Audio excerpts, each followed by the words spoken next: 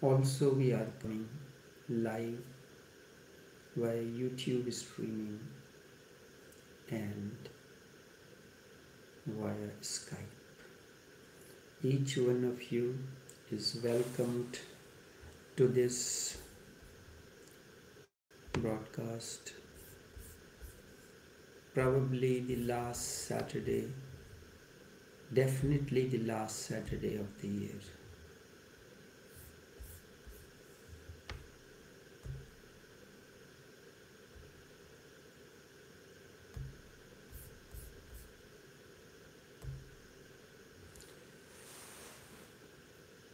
Upanishad and Zen.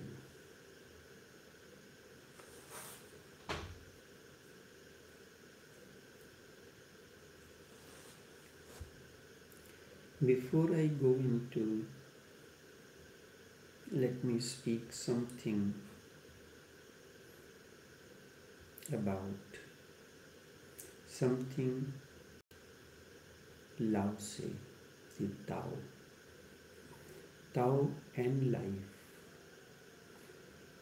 To understand Lao Tse, just a deep understanding is needed. Deep understanding of life. Just understanding life as it is and living with courage, not escaping in any way, not escaping in any way. The moment you try to escape from life, you have missed Zen. You have missed Lao Tse. Not hiding from it, facing it with courage. Facing with courage whatsoever it is, good or bad, divine or evil, heaven or hell. Total acceptance of the way, total acceptance of life is the way of Lao Tse, the way of Tao. Everyone experienced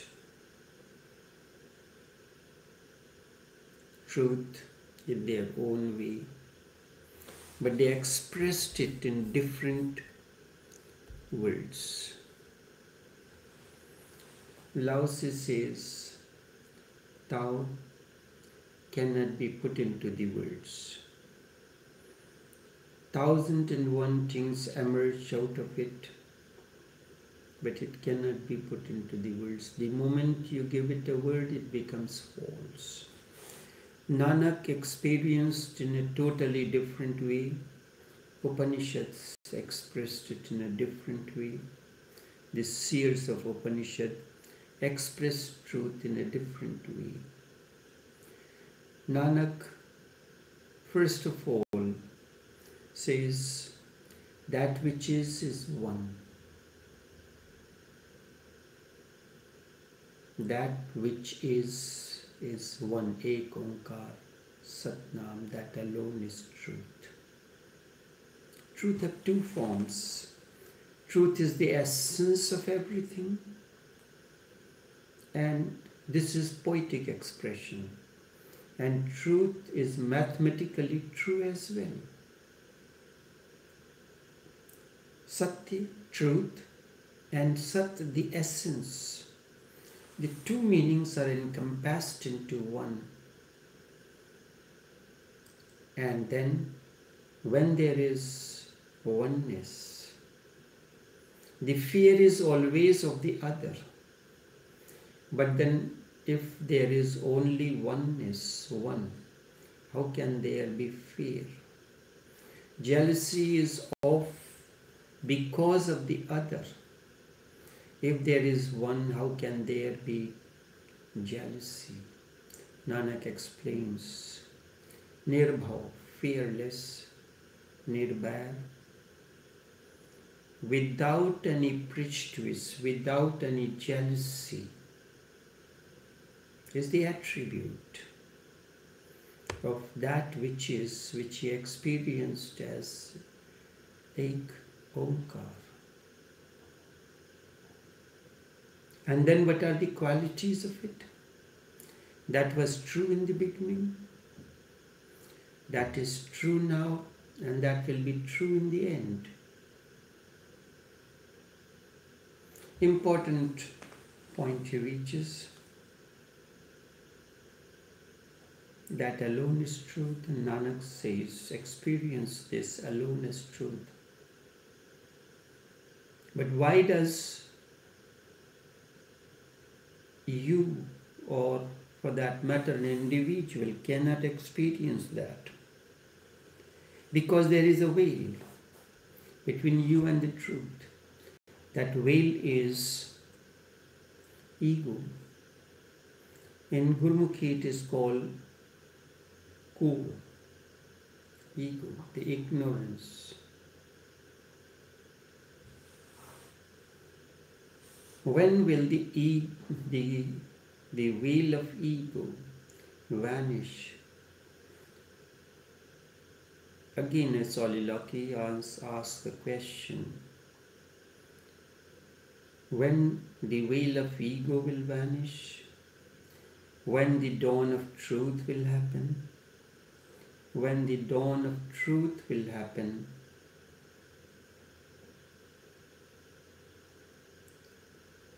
Nanak emphasizes, Hukum Rajai Chalana Nanak Lijana. Flow with the law of existence. Everything is happening in a synergistic harmony. The plants, the rivers, the mountains, the seasons, everything is moving in harmony.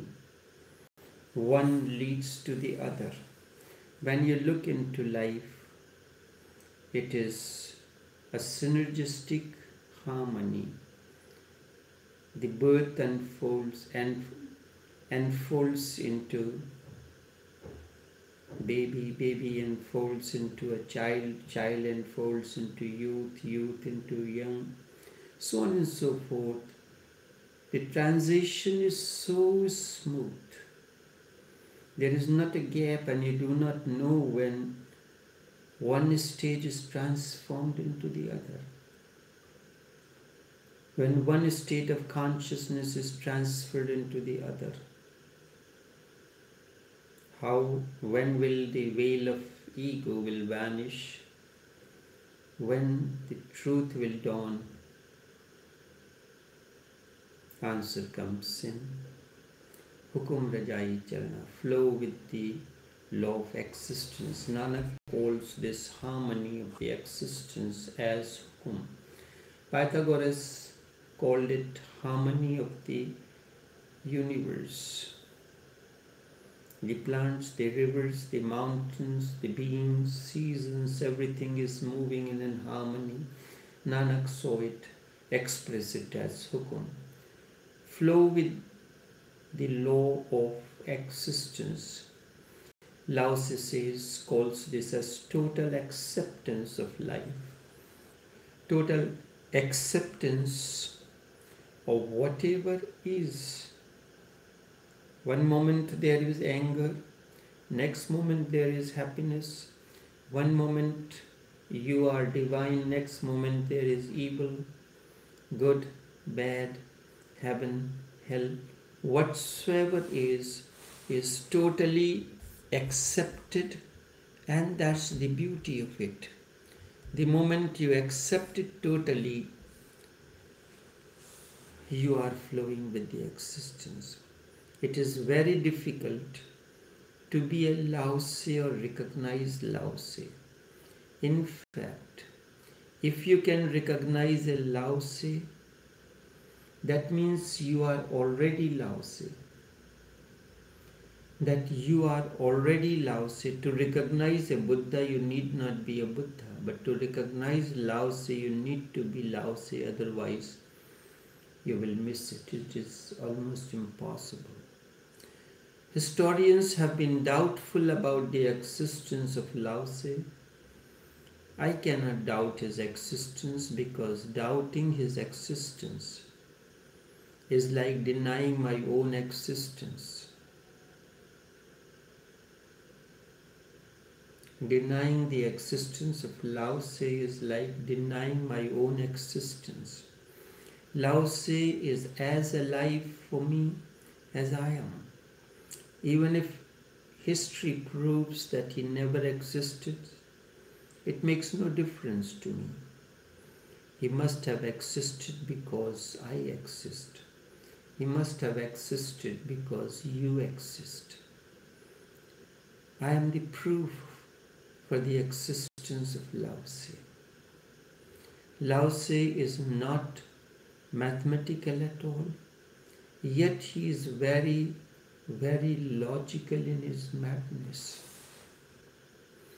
He has a logic that can be called as mad logic.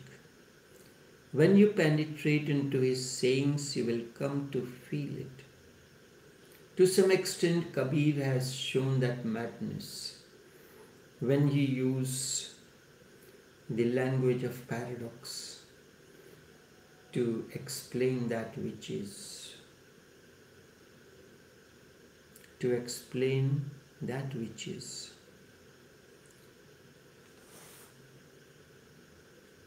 His logic is that of a madman.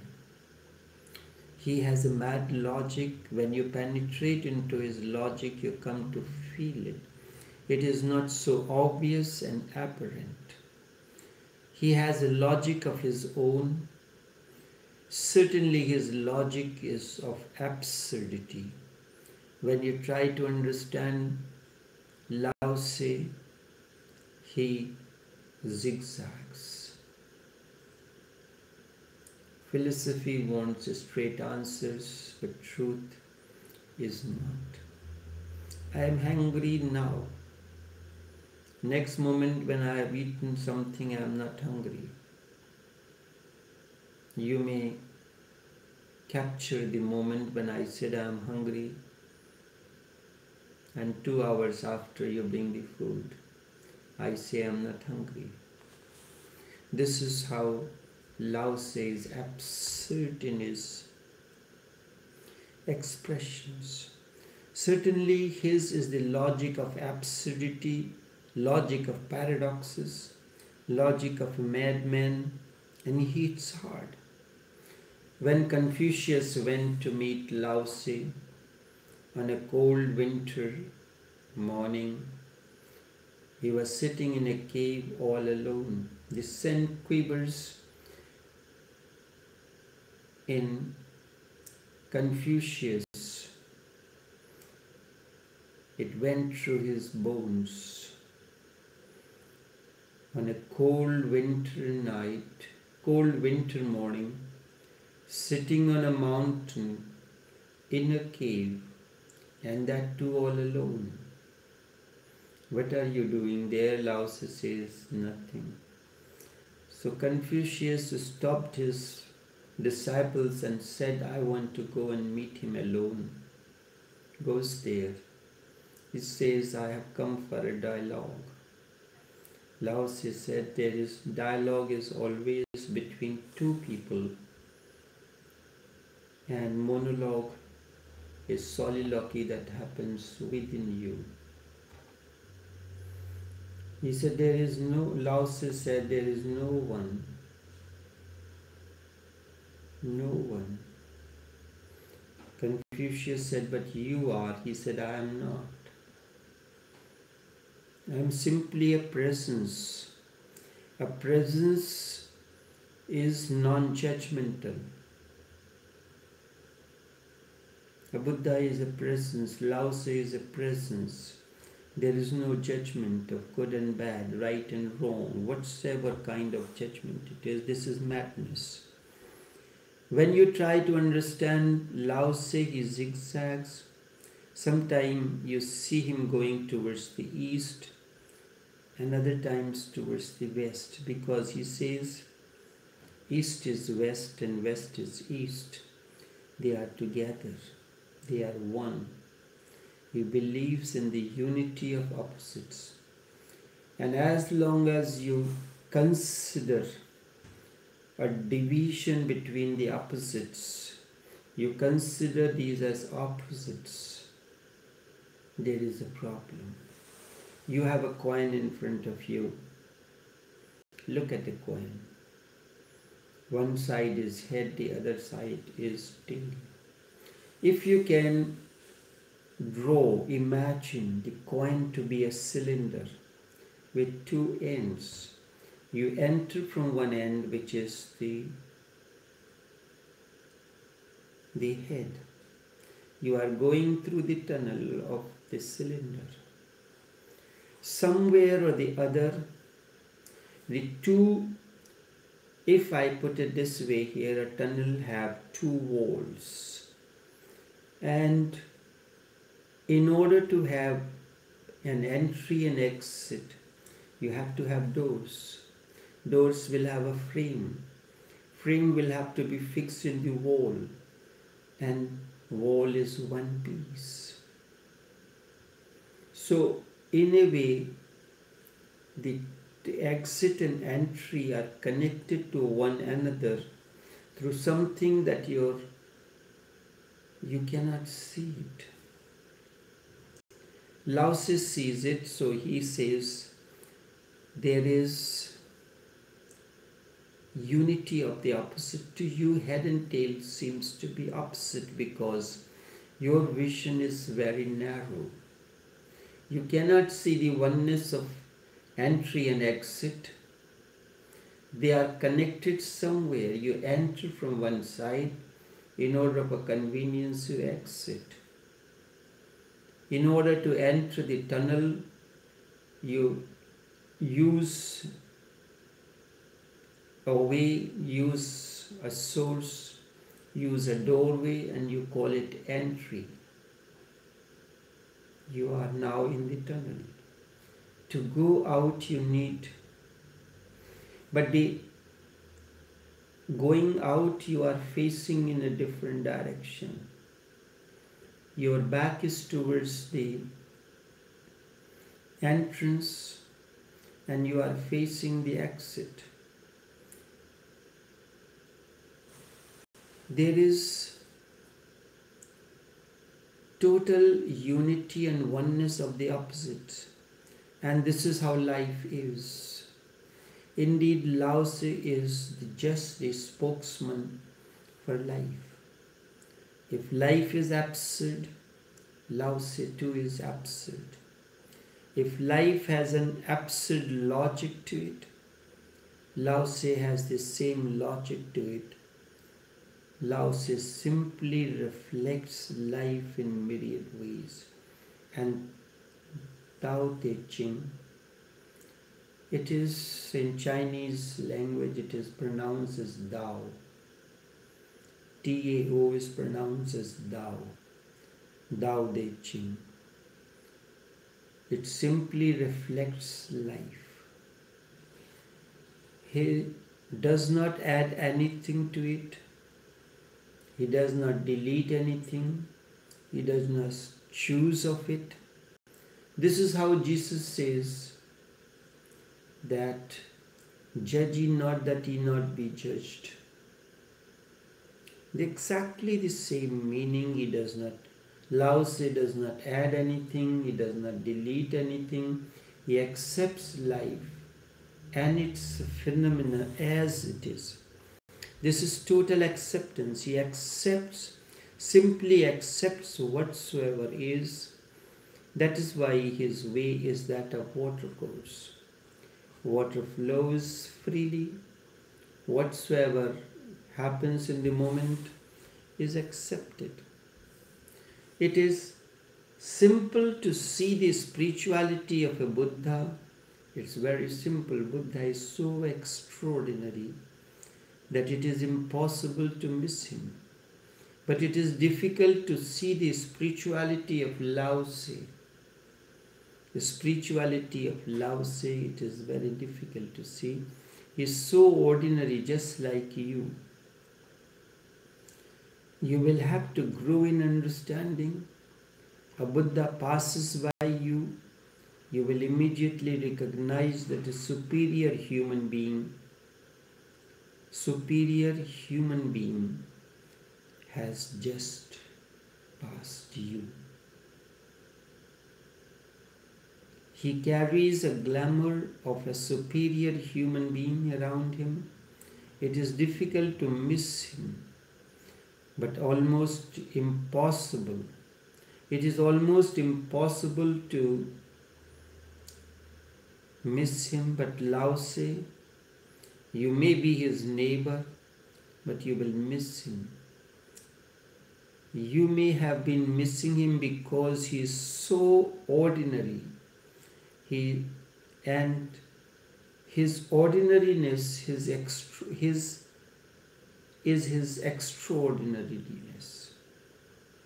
He is extraordinarily ordinary. Not an ordinary, but he is extraordinarily ordinary, and that is the beauty of it. To become extraordinary in simplicity, to become extraordinary is simple. Only effort is needed. Refinement is needed. Cultivation is needed. It is a deep inner discipline. You can become very refined, sometimes absolutely unearthly, but to be ordinary is really the most extraordinary phenomenon.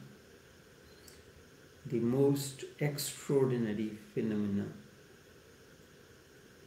No practice will help, no method, no means of any kind will be help, only understanding is needed.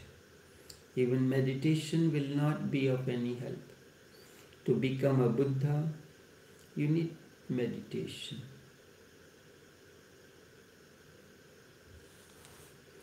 But to understand Lao Tse, just understanding is needed. Just understanding that of life as it is and living it with courage. No escaping from it, not hiding from it, facing it with great courage is the way of Lao Tse. Whatsoever is, good or bad, divine or evil, heaven or hell, just total acceptance is the way of Lao Tse. It is difficult to be a Lao Tse or to recognize Lao Tse if you can live life in its totality. You have understood Lao Tse. Simply the watercourse way. Water finds its way to move.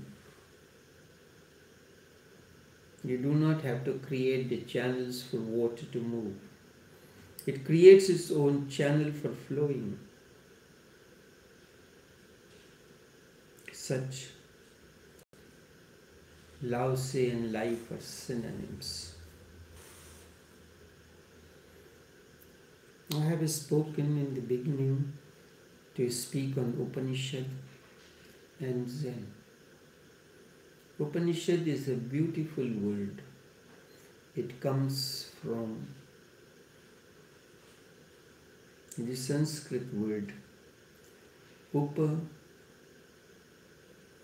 means sit, Ni means close, and Shad is the verb that gives a meaning to the word. Upanishad means come and sit near me.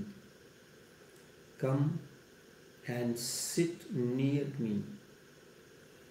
Where would you like to sit? In whose company you would like to sit? Where you feel there is an opportunity for transformation. You would like to listen to something that has substance in it, that has the capacity to transform you, to bring about change in your consciousness. This is the way of Upanishads, the seer of the Vedas. It is a part, Upanishads are part of the Vedas, the four scriptures of Hindus, the Atharvaveda, the Samveda, the Rigveda and Yajurveda. Some belongs to Yajurveda, some belongs to Atharvaveda, some belong to Samveda, so on and so forth. Vedas means that which is known. It is like the journey of a love story. In the beginning, when you are in love with someone, you become poetic. You may compose your own poetry. You may take the poetry of the others which is relevant to that cause. The scenic beauty, the descriptions, that is how everyone goes. The scenic beauty you are explaining you are becoming poetic in your expression of love. When the journey continues, a moment comes when you want to give it a concrete form. Then you need the recitation of mantras relevant to that occasion. And in the end comes the deeper aspect of the knowing. The deeper aspect of knowing is the saying when you are in search of truth, you come to someone who has experienced it. You sit in a state of reverence. Only then you can hear. Otherwise, you are like an empty container that cannot listen to what is being spoken, what is being communed. But when the moment there is inner silence, you can hear whatsoever. And then you can even hear the unheard. You can see the unseen. And this is how the seers of the Upanishad realize truth. This is how Holy Prophet experienced truth. This is how Nanak, this is how Buddha experienced truth. Upanishad is therefore a happening between the master and the disciple. Master's presence becomes a catalyst for something to happen, to blossom in the disciple. Upanishad is a communion between the one who has known and one who is aspiring to know. Master and the disciple. And Zen, on the contrary, is the happening within the disciple himself. The master may help him. He may create devices, show the path, but Zen basically remains an individual experience. It may not, like love, it happens in your aloneness. It is not a relationship. Upanishad is a great relationship between master and disciple, a way to relate. It cannot happen if the master is alone. It cannot happen if disciple is alone. The master may be full, master may be overflowing, but it cannot happen because the receiving end is absent. The Master is overflowing, his cup is full, and whatsoever overflows, someone is there to absorb it. I am speaking to you. If nobody hears, the communion is not possible. Because you are there, the word is meaningful. The Master may be full, may be overflowing, but the communion cannot happen because the receiving end is absent. It cannot happen. If the disciple is alone, however open and available, but available to what? Available to who? Open to what? Upanishad is more a human phenomenon than Zen. It is closer to human reality because it is close to love. Upanishad is close to love. It can be understood more easily because it is very difficult to find a person who has not yet tasted something of love in some precise moments. It is just a reminder of that. There is some experience which can be used to explain to him what happens when a master and the disciple dissolve into one another. This dissolution is an essential quality of love. The river merges in the ocean drop by drop. Fana happens. This is the essence of love. And Upanishad is totally a different phenomena than Zen because it is a dissolution.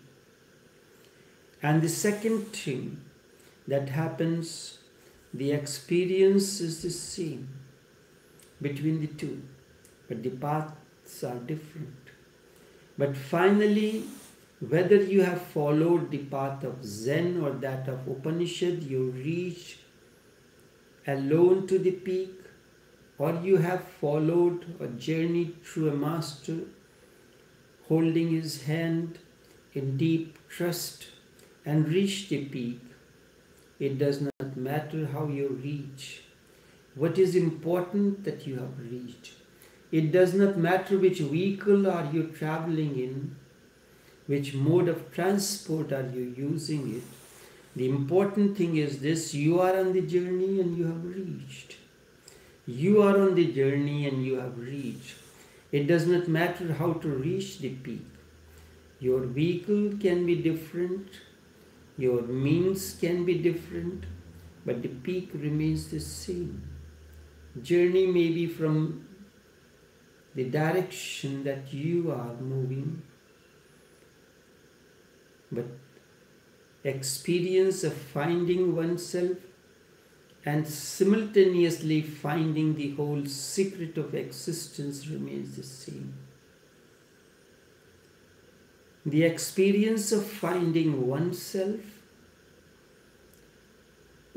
and simultaneously finding the whole secret of the existence is the same. So on one hand I say they are totally different.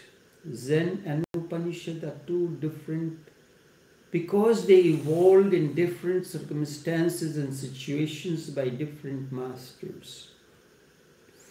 On the other hand, I say they are exactly the same because I am going with the inner mechanism. They are exactly the same.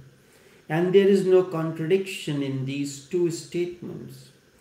The paths are different, but the ultimate finding of the two is same. Just as in the beginning I said, everyone experiences truth in his own way.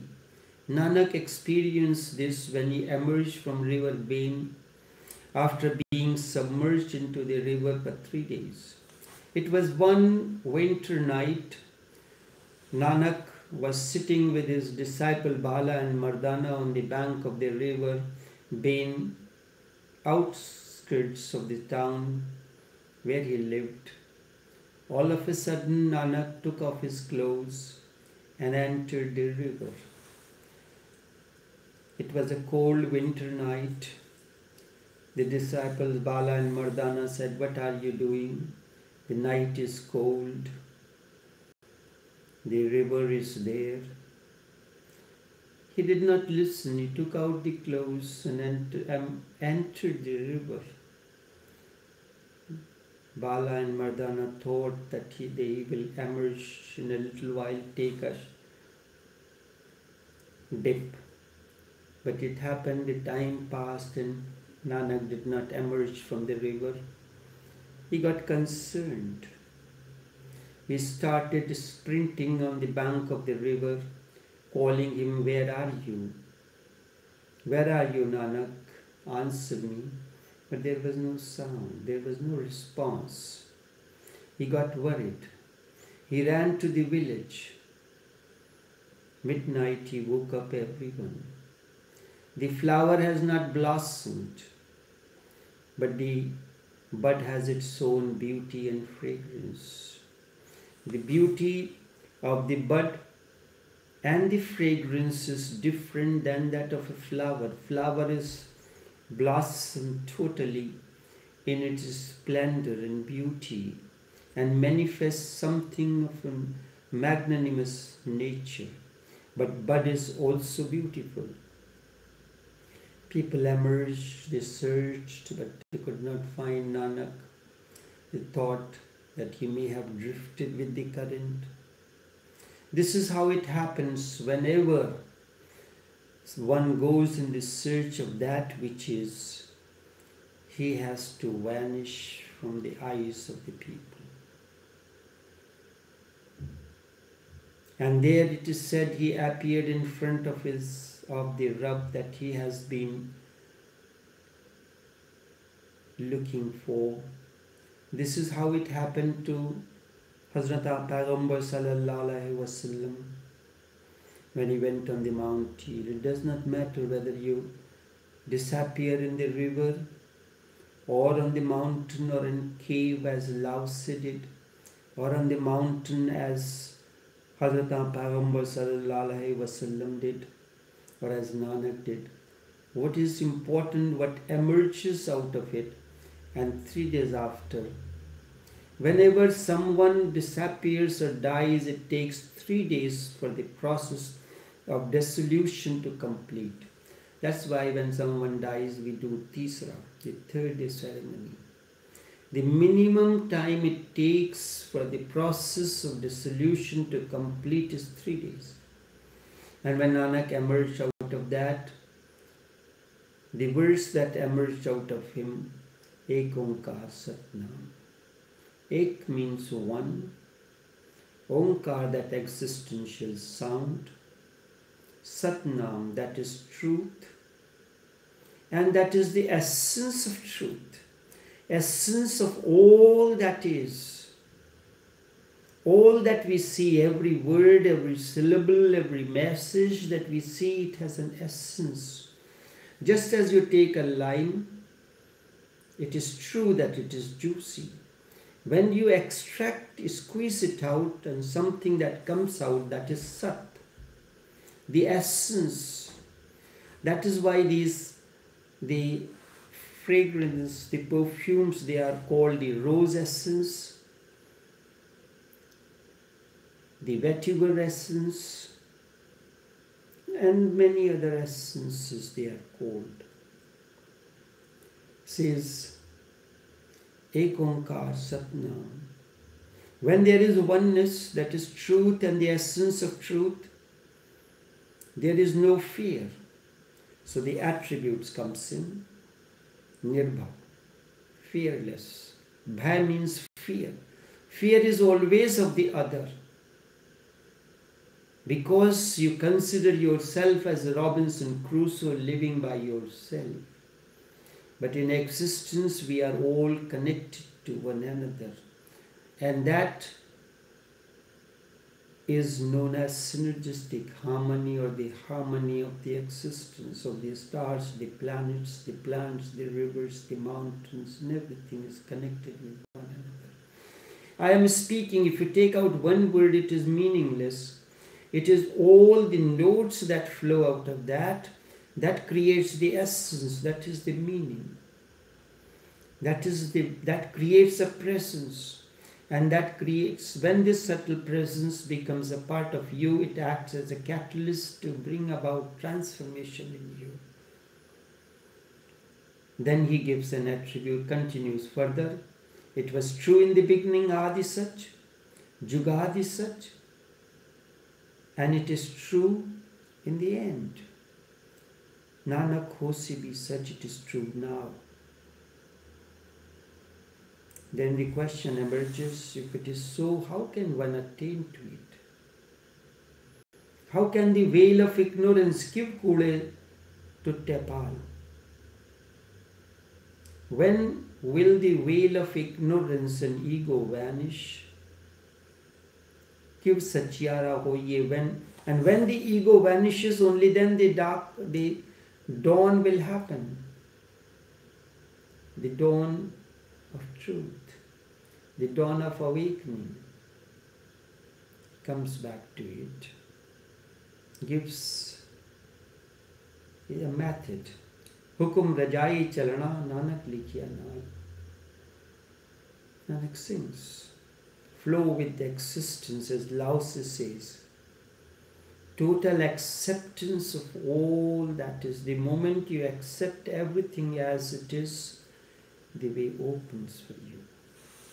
But you are never ready to accept things as they are. You want things to change your way, it never happens. It has never happened for Buddha, it never happened for Jesus. When he was on the cross, he had to carry the cross up the hill, and he was hanged along with 2 thieves. Jesus probably was expecting a miracle to happen. The Father will come and take him out from the cross, and his wounds will be healed. Nothing happens. The human element in Jesus complains, Father, why have you forsaken me? He thought at that moment, everyone thinks at that moment that God has forgotten me, had forsaken me. He doesn't care for me, that's why I am in this dismal state of affairs. Immediately a soliloquy happens. A great benediction happens. Jesus is relaxed. He is no more the son of Mary and Joseph. The human element disappears. He becomes the Son of God, the only begotten Son, and Christ is born in him. As he says, let thy will prevail. That is a beautiful statement, a transformation from human will to the divine will. Why have you forsaken? The ego is there, truth cannot dawn, the veil is there. You're lamenting, when will the door open? The door is always open, but your eyes are blurred to see the door. Open your eyes and you can see the door is always open. In one of the compositions of Rabindranath Tagore, there is a passage comes like this, the man laments, when will the door? And all our prayers are, when would you open the door for me, God? You fool, the door is always open. Open your eyes and see. The door has never been closed. Total acceptance. But there are different kind of people in the world. And as many people are there, so many paths are there. They all need different paths to reach to their fulfillment. There are these Zen and Upanishad are two extremes. Between these two are myriad ways. A little bit of Zen, little bit of Upanishad, more of Upanishad, less of Zen, so on and so forth. It continues. In this sense, Zen and Upanishad are far away from each other as 2 points can be, yet the final conclusion is always same.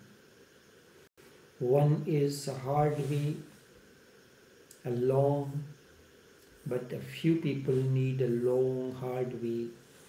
The other is easy, surrender. I have heard once a mystic in Sri Lanka was dying. He declared that next morning he would be dying. He had thousands of followers. They all gathered. He was old, almost 90 years, and he had been teaching these people for 60 long years. 60 years. And the Buddhist teaching is a very hard way, but the mystic at the point of death said, I have been teaching you the way I have followed, the way that has helped me to attain to the ultimate. I was teaching you. But now I know that there is a shortcut in reaching to the ultimate too.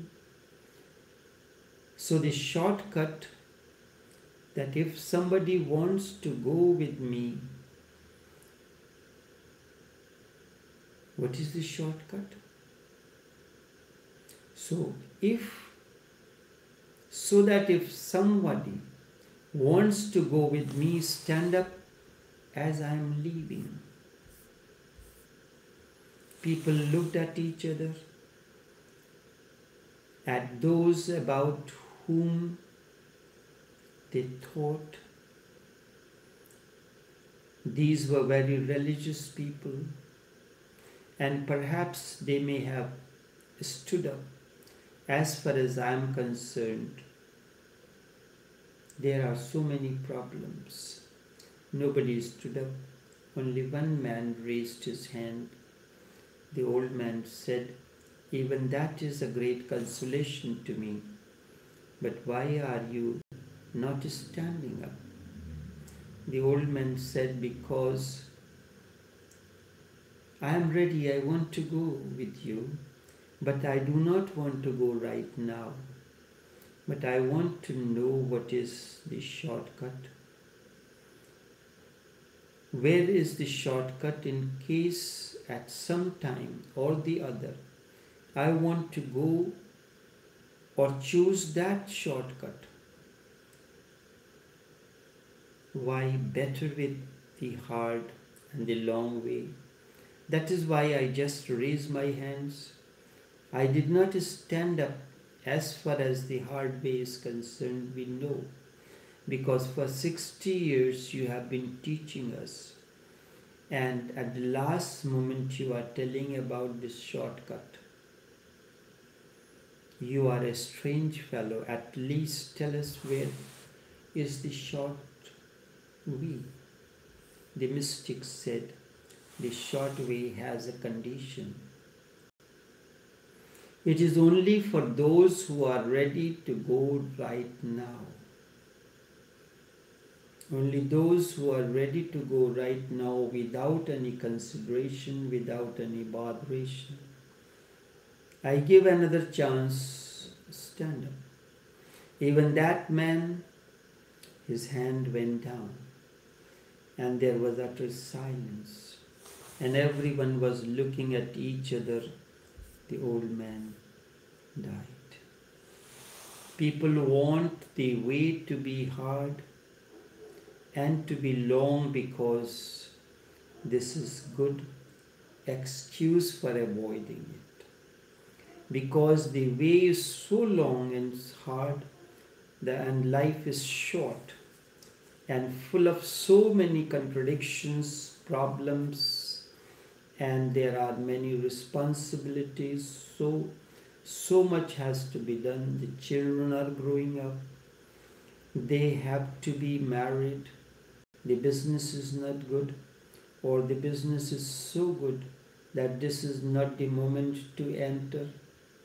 So many things are there. Upanishad is the shortest way possible. Neither has the disciple to do anything, nor has the master to do anything. Doing is not the part of it. I have quoted Zen poet Basho's many times.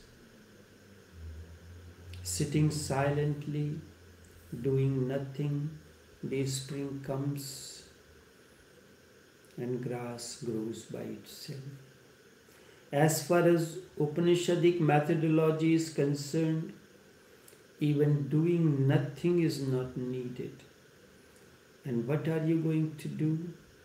Even if grass goes by itself, whether you sit silently or not, it does not matter. Grass will go, grass will grow, whether you sit silently or you continue to make noise. The choice is yours. You are unnecessarily taking the credit for the grass growing by itself, because you have been sitting silently doing nothing. That's why the grass is growing. Even I've heard there was a woman living in a village. She has a cock. Every morning the cock will crow and sun will rise. So she got an impression that it is because of her cock the sun rises, and when sun rises there is a dawn and the day break, the life begins, people start moving, the work, everything happens. So she got somehow the other the impression that it is because of his cock the sun rises, the day begins. So she called the people a conference, a meeting, that you all have to take care of me. If you do not, I will leave this village and go somewhere else. And when I move somewhere else, the sun will not rise here. So nobody took heed of her. She finally moved from that place, but she was still doubtful whether the sun will rise in this new place or not. So in the morning, in the new place, the cock crew and the sun rose.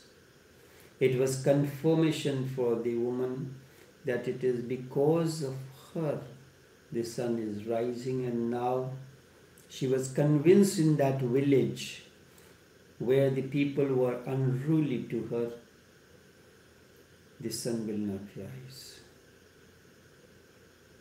This is how the human mind is. The entire approach of the Upanishad is so totally different. Disciple is available, the master is overflowing, and something transpires between the two, but nobody is doing anything. Nobody can take the credit for it. That is why I say the way of Upanishad is most mysterious. We in the entire human consciousness and its evolution. Zen is mysterious in another way. Still it can be understood. Upanishad is simply mysterious, and there is no way of understanding it. You can have it, you can dissolve into it, but there is no question of explanation. As long as drop does not merge in the ocean, it has a separate entity. The moment it dissolves in the ocean, it disappears, it loses its existence. You can have it, you can dissolve into it, but there is no question of explanation, only experience is there. Upanishad is an experience. All over the world, there have been mystery schools in Greece. Pythagoras founded mystery schools. In the religion of the Jews, Baal Shem founded a mystery school called Hasidism. In China, there were mysterious schools of Lao Tse, and when Buddhism reached China, a new chain of mystery schools opened as Chan, which transformed in Japan as Zen. Mystery schools Chan reached Japan as Zen, and the words Zen and Chan are the Buddhist word Zen, are all different forms of Sanskrit word Dhyan. Dhyan means meditation, literal translation. In India, Dhyan has been known for centuries, even before Gautam the Buddha ever meditated. That mystery school was there. There was a mystery school of Tantra. There were mystery schools of different types of yoga. I have gone through all of these schools, not as a scholar. That was not my approach, but as a participant for experience. On my own authority, I can say to you, nothing rises higher than the mystery school of Upanishads. On my own authority, I can say to you, nothing rises higher than the mystery school of Upanishads, because it is the shortest. Nobody is expected to do anything, yet still great miracle happens. Love is the foundation of Upanishads, the love between the master and the disciple. Love between the known and one who wants to know is the shortest method. You can treat that path if you wish so. Today is the last Saturday of the month, and tomorrow is the last day of this year. We'll have another session tomorrow, and then Monday.